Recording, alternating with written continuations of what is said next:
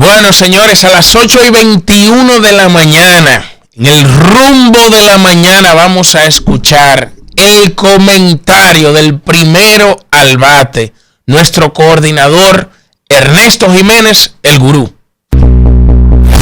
Cuando la palabra alumbra y deslumbra. Muchísimas gracias, Julio Alberto Martínez, mi hermano y amigo que me regaló la vida. Gracias a todo el equipo del Rumbo de la Mañana y a todo el equipo de RCC Media. Gracias a ustedes, amigos y amigas, por su sintonía y especialmente gracias a Dios, el más grande, el todopoderoso, quien en primera y última instancia es responsable de que estemos aquí en este maravilloso programa.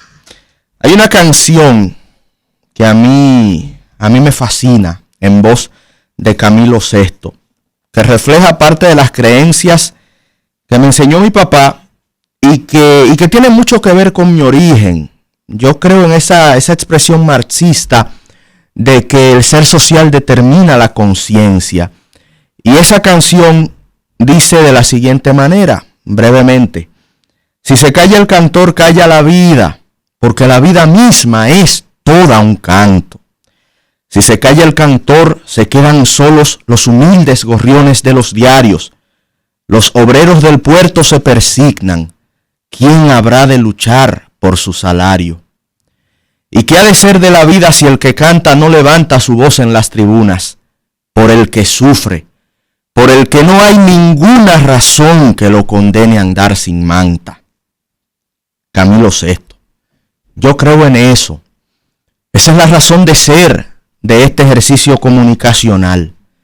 Y esta comunicación política y social solo tiene sentido si responde a los mejores intereses del pueblo, si expresa las inquietudes de aquellos que no tienen voz, de aquellos que sufren alguna injusticia por parte del poder. Yo creo en eso, y eso me lo enseñó mi padre. Como decía Pizarro, lo más bonito de ser periodista es hablar por aquellos que no pueden hablar. Y eso quiero hacer yo esta mañana. Yo quiero hablar por los cañeros. Yo quiero hablar en nombre de los trabajadores de la caña.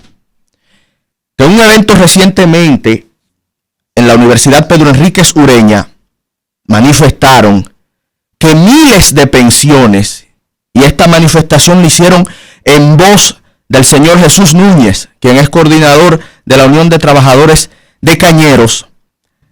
Ellos dijeron que miles de pensiones que han sido solicitadas al Instituto Dominicano de Seguros Sociales no han sido entregadas. Este señor indica, el señor Jesús Núñez, que a pesar de haber presentado sus comprobantes y recibos de pagos, no les han entregado las pensiones, continúan siendo negadas. Inclusive, hay trabajadores de la caña que ya tienen su pensión aprobada y que tienen 14 meses que siguen sin cobrarla porque supuestamente se les ha negado el plástico de identidad. Señores, eso no puede pasar en República Dominicana.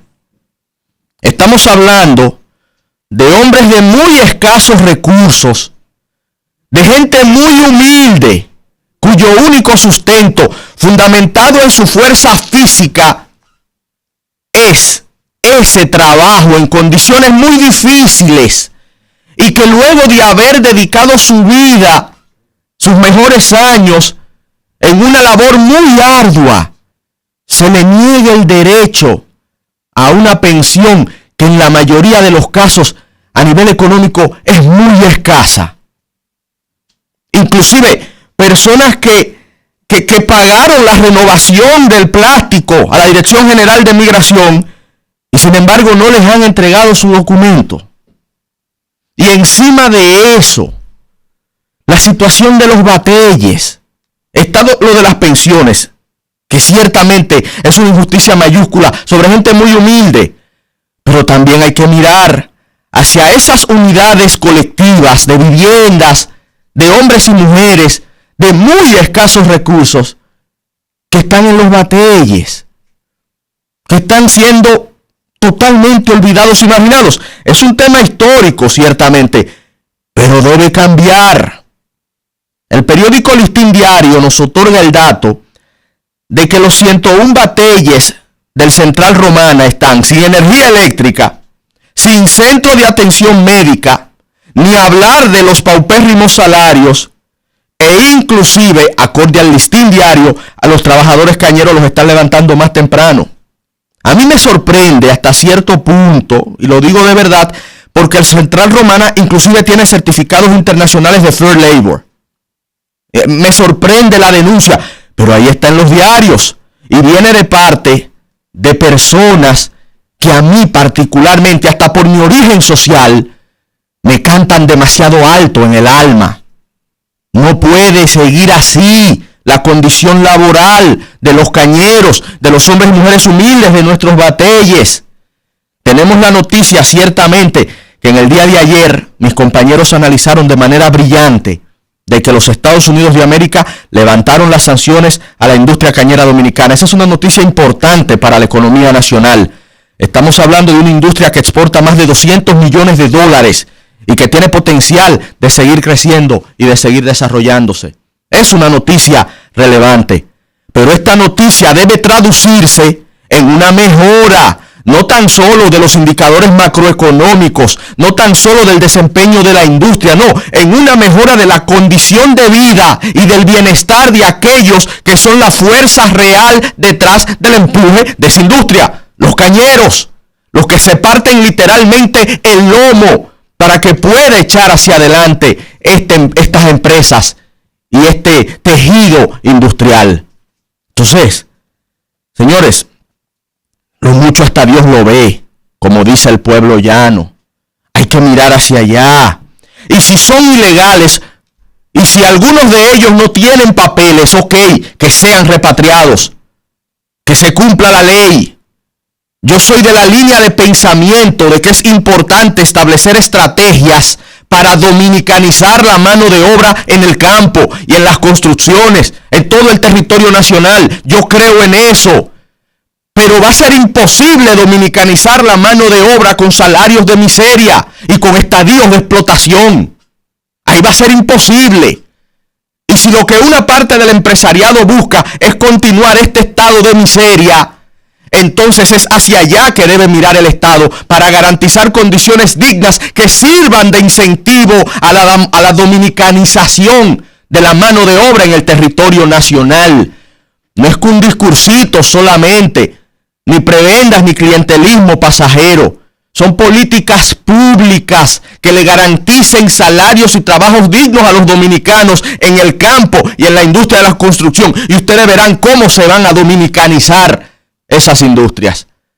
Pero en lo que llegamos a ese punto, repito, si no tienen papeles, si no tienen documentos, ahí están las leyes, que sean repatriados. Ahora bien, los que están legales, los que tienen documentos y le dedicaron su vida a esa ardua labor, deben ser respetados y sus derechos deben ser preservados y sus pensiones deben estar ahí.